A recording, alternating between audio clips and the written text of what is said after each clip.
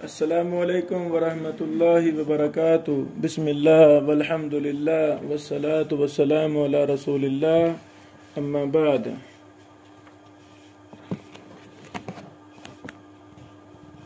علل الاحادیث فی صحیح مسلم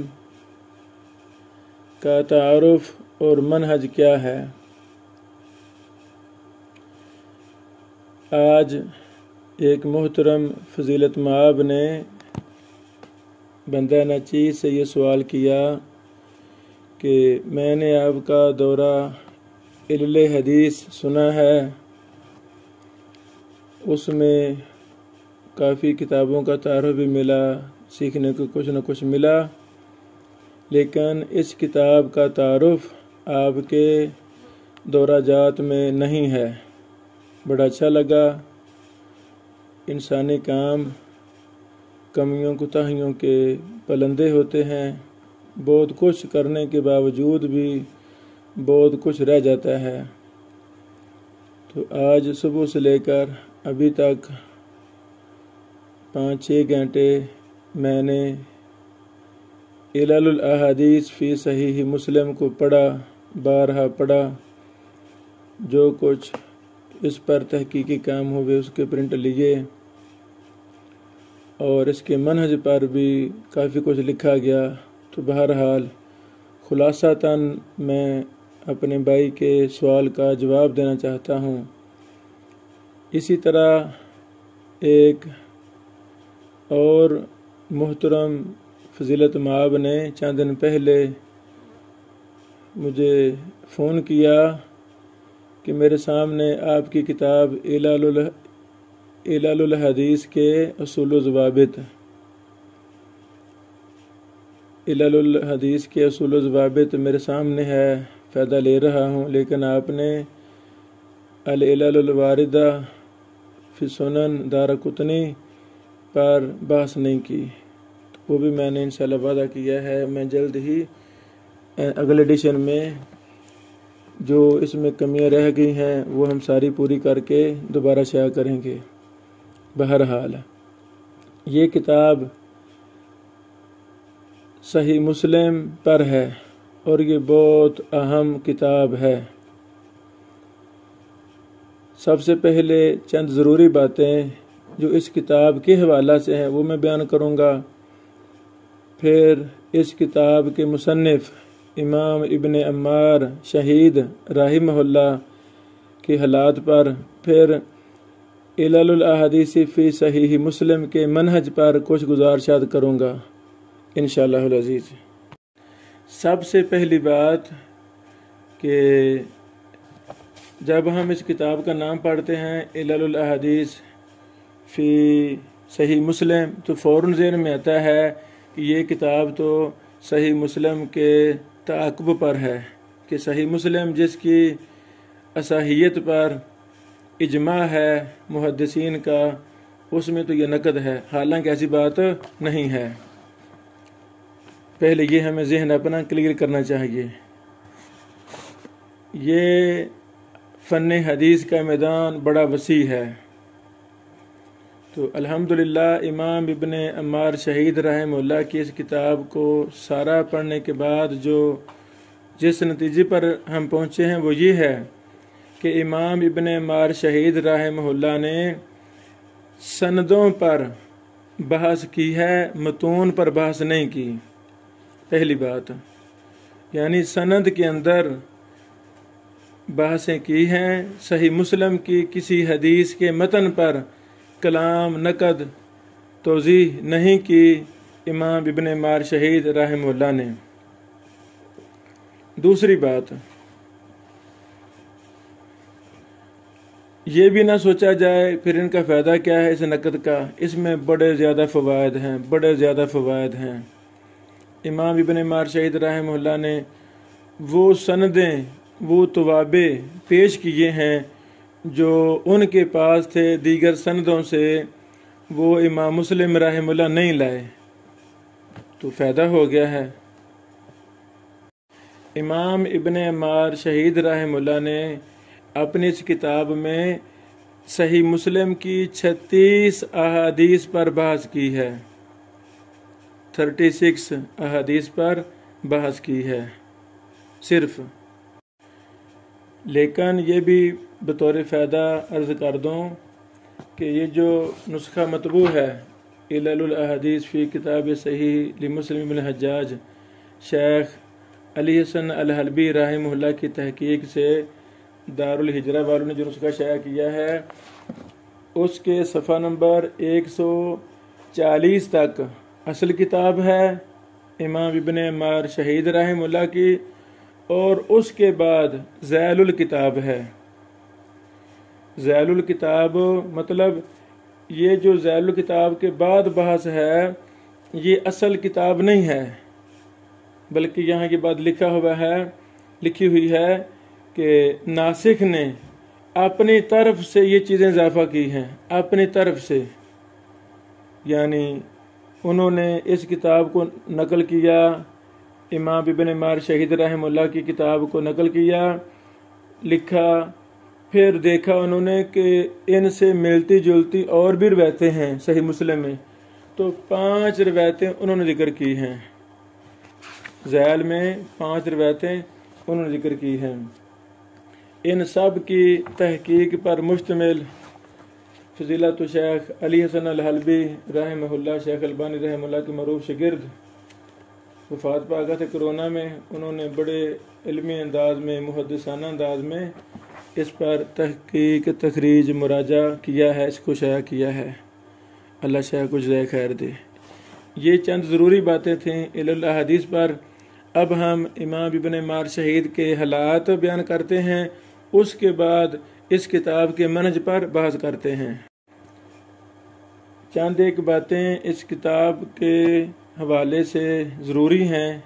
पहली बात, ये वो किताब है, अल्लाह अकबर, जो यानी सही मुस्लिम पर पहला नकद है। सही मुस्लिम पर सबसे अव्वलीन ये किताब है। दूसरी बात, ये वो अहादीस हैं जिन पर इमाम इब्ने अम्मार शहीद रहमहुल्लाह नकद किया, इस पर, उन अहादीस पर इनसे पहले किसी और ने नकद नहीं किया। तो हम आते हैं इमाम इब्ने अम्मार शहीद रहमहुल्लाह के हालात की तरफ।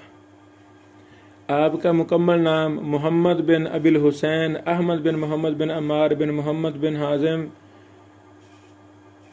इब्नुल जारूद अल हरवी है। अल्लाह अकबर।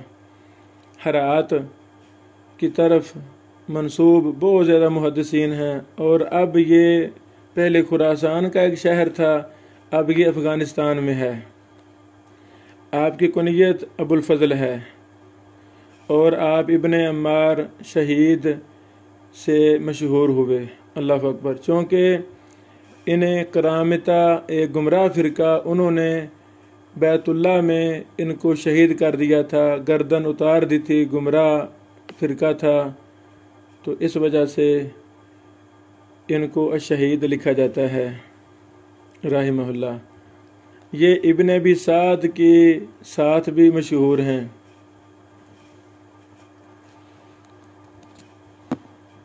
आपकी तरीक़े पैदाइश का मुस्तनद हवाला कहीं नहीं है कि आप पैदा कब हुए, लेकिन इमाम ज़ाहबी रहमहुल्लाह ने जो क़यास लगाया है वो फरमाते हैं कि ये 265 हिजरी के लगभग पैदा हुए।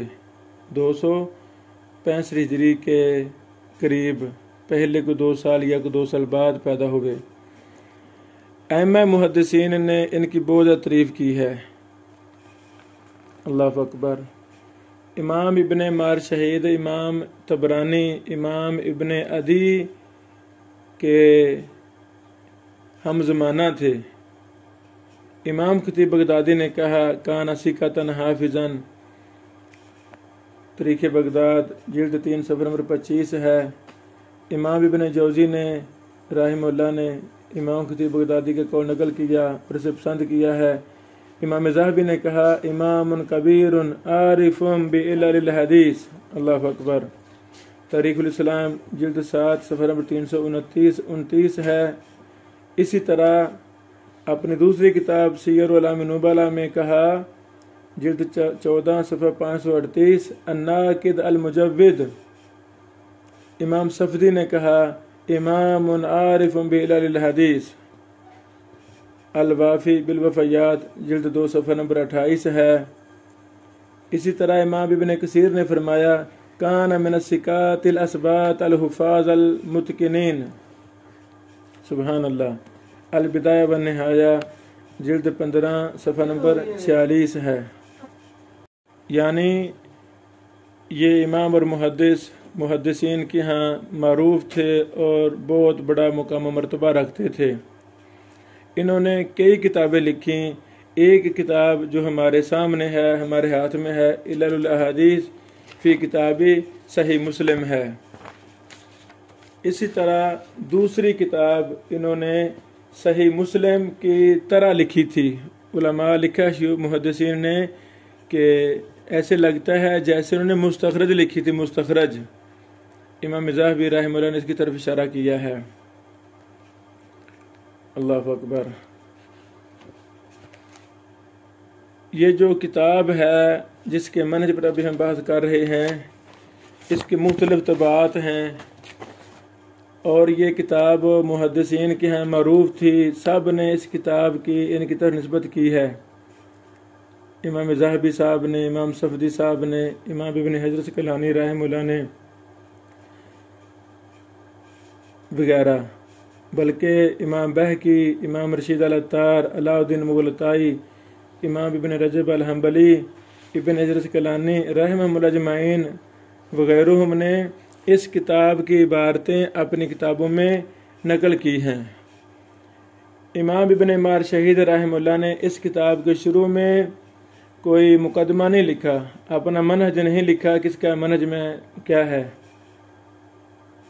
اللہ اکبر۔ امام ذہبی فرماتے ہیں، وَرَأَيْتُ لَهُ جُزْءًا مُفِيدًا فِيهِ بِضْعَةٌ وَثَلَاثُونَ حَدِيثًا مِنَ الْأَحَادِيثِ الَّتِي بَيَّنَ عِلَلَهَا فِي صحیح مسلم۔ ذہبی صاحب فرماتے ہیں، میں نے ایک مفید جز دیکھا ہے جس میں 30 سے زائد حدیثیں ہیں۔ سبحان اللہ۔ اس سے ملتی جلتی بات ابن کثیر صاحب نے کہی ہے، لَهُ مناقشات علی بضعۃ وثلاثین حدیثا من صحیح مسلم۔ سبحان اللہ۔ بہرحال جب ہم امام ابن عمار شہید رحمہ اللہ کے منہج پر دیکھتے ہیں تو سب سے پہلی بات، مصوف رحمہ اللہ ہر حدیث کے شروع میں وجدت فیہ کا لفظ لکھتے ہیں، وجدت فیہ، اللہ اکبر۔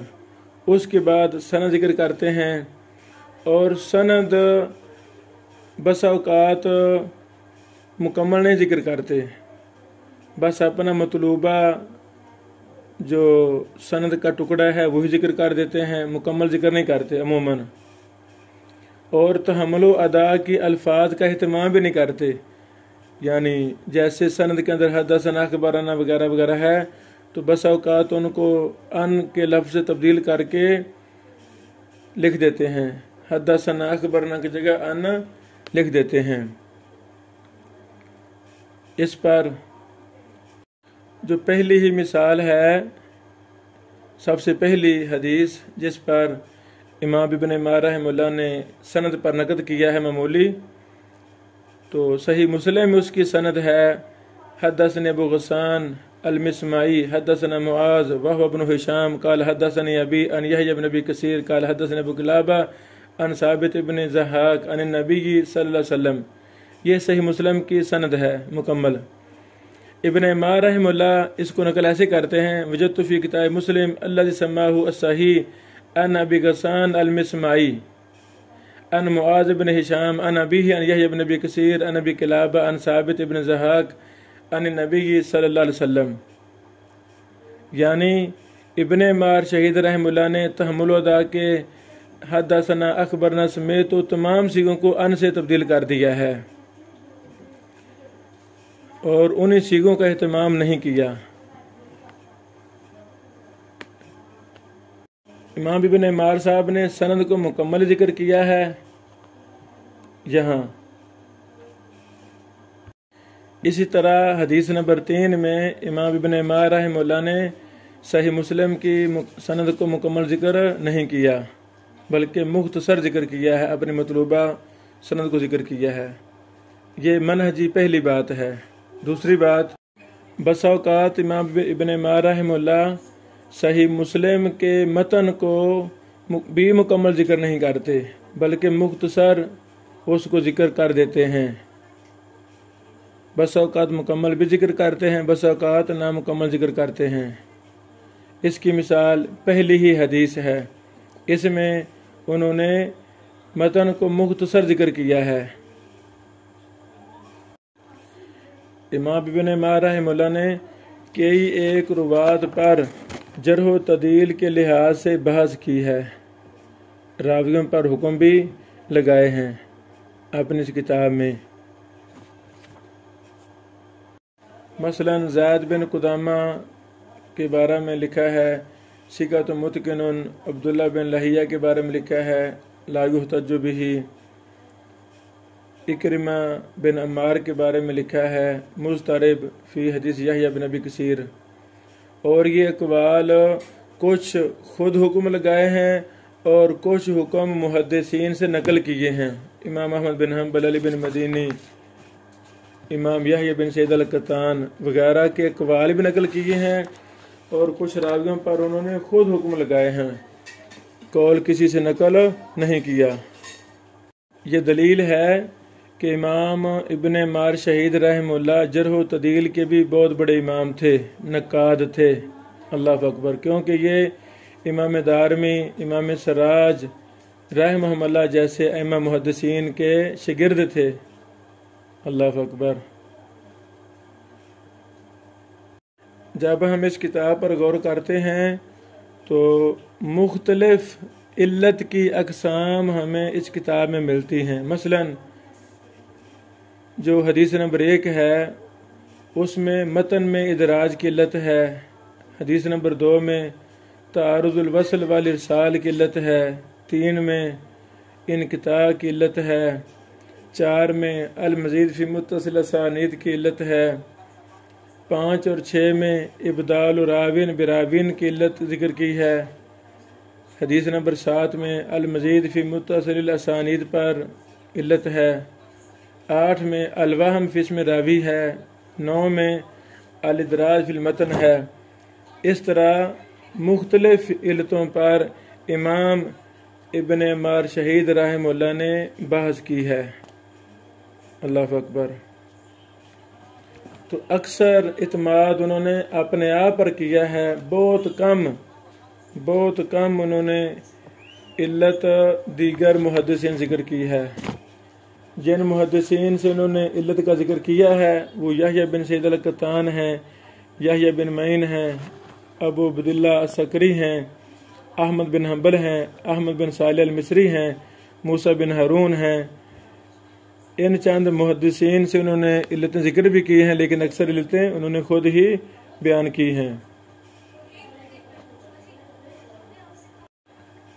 امام ابن عمار رحمہ اللہ کی کتاب میں وہ جب علت پر بحث کرتے ہیں تو وہاں علت کی نوع کی ضرور صراحت کرتے ہیں کہ اس میں علت کی کون سی قسم پائی جاتی ہے، پھر اس علت پر ما لہ و ما علیہ بحث کرتے ہیں۔ اسی طرح امام ابن عمار رحمہ اللہ اپنی بات کو ثابت کرنے کے لیے دیگر قرائن شواہد بھی ذکر کرتے ہیں۔ مثلا ایک جگہ لکھتے ہیں ھذا عندنا حدیث مرسل وذکر احمد بن حنبل ان عراق بن مالک عن عائشہ مرسل، سبحان اللہ، سمیت موسیٰ بن ہارون یقول عراق بن مالک لا نعلم له سمان من عائشہ۔ اس طرح وہ اقوال بھی ذکر کرتے ہیں۔ اسی طرح امام ابن عمار رحمہ اللہ روایات کا تتبع کرتے ہیں، یعنی جب نقل کرتے ہیں تو اس روایت کا تتبع کرتے ہیں، موافقت میں، مخالفت میں، سب چیزوں کو اکٹھا کرتے ہیں، سندوں کو اکٹھا کرتے ہیں، یعنی اس حدیث کے طرق اکٹھے کرتے ہیں اپنی کتاب میں۔ اسی طرح نقد مفصل کرتے ہیں، نقد اور بالکل واضح کرتے ہیں، یعنی مبہم بات نہیں کرتے۔ اسی طرح تعلیل اور ترجیح کے قرائن سے بہت زیادہ مدد لیتے ہیں امام ابن عمار رحمہ اللہ۔ نقد کرتے وقت تعلیل اور ترجیح کے قرائن پر بھی بحث کرتے ہیں تفصیل کے ساتھ۔ اسی طرح راویوں پر بھی بحث کرتے ہیں، جیسے ہم نے پہلے تفصیل سے بیان کیا، اور محدثین سے جو بھی انہوں نے نقل کیا ہے وہ باسند نقل کرتے ہیں۔ سبحان اللہ، جیسے سلف محدثین کا طریقہ تھا، چونکہ یہ بھی انہیں محدثین میں سے ایک تھے، تو یہ ہر بات کو باسند ذکر کرتے ہیں۔ جو یعنی علل کی اصطلاحات انہوں نے اپنے کتاب میں استعمال کی ہیں، مثلا ان کتاب پر سماع کی نفی پر جب وہ بحث کرتے ہیں تو کہہ دیتے ہیں ھذا عندنا حدیث مرسل، جیسا کہ حدیث نمبر 30 میں یہ دیکھا جا سکتا ہے۔ اس طرح ھذا الحدیث لیس ھو مما سمع، یہ بھی لفظ بولتے ہیں، حدیث نمبر 33 میں یہ موجود ہے۔ اسی طرح فرماتے ہیں الخطا فی الاسناد، یعنی سند میں کوئی غلطی ہو تو اس کو کیسے واضح کرتے ہیں۔ کبھی لکھتے ہیں لیس ھذا الحدیث عندنا بصحیح، جیسے حدیث نمبر 2 ہے۔ کبھی فرماتے ہیں لیس ھذا بالمحفوظ، جیسے حدیث نمبر 4 ہے۔ کبھی فرماتے ہیں ان دکھتا، جیسے حدیث نمبر 5 ہے۔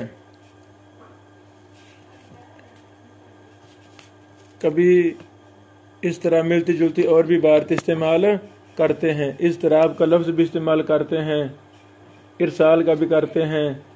والصحیح من حدیث ثابت مرسل و حدیث بان مسند، اس طرح مختلف الفاظ سے وہ تنبیہ کرتے ہیں۔ تفرد پر بھی بحث کرتے ہیں، اگر کوئی راوی کا تفرد ہو اس پر کیسے بحث کرتے ہیں۔ تفرد مثلا ھذا حدیث تفرد بھی جعفر بن سلیمان من بین اصحاب ثابت، جیسا حدیث نمبر 15 میں یہ مثال ملتی ہے۔ اسی طرح ایک جگہ لکھتے ہیں تفرد بھی اکرمہ بن عمار ان یحییٰ وہو مضطرب فی حدیث